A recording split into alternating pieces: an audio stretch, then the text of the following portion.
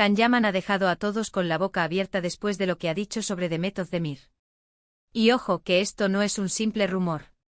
Ha soltado unas declaraciones que, mira, para ser honestos, nos han dejado a todos un poco, con el corazón en un puño. ¿Os acordáis de esa época en la que Can y Demet eran la pareja de moda? Uf, qué momentazos nos dieron. Era verlos juntos y ¡pum!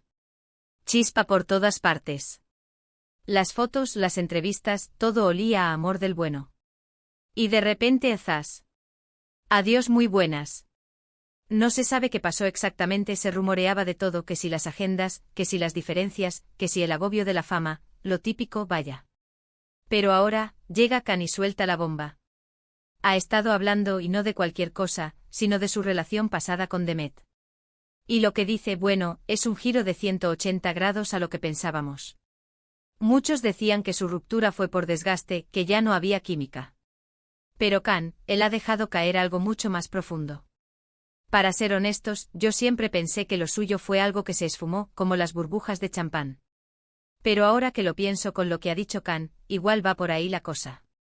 Él ha insinuado que hubo temas, llámalo presión, llámalo incomprensión, cosas que hicieron que esa relación tan especial se viera empañada. No ha entrado en detalles escabrosos, ojo, no esperéis traiciones ni nada de eso.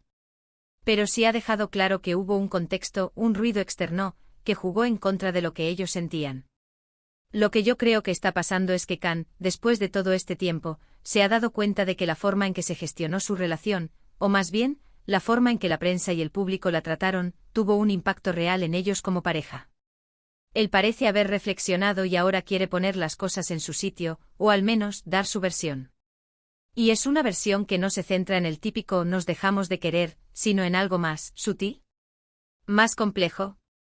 ¿Recordáis cuando empezaron a salir? Era una locura de fans. Todas las redes sociales explotaban con ellos. Y Can, que es un tipo muy pasional, muy de vivirlo todo al máximo, quizás no estaba preparado para esa intensidad mediática.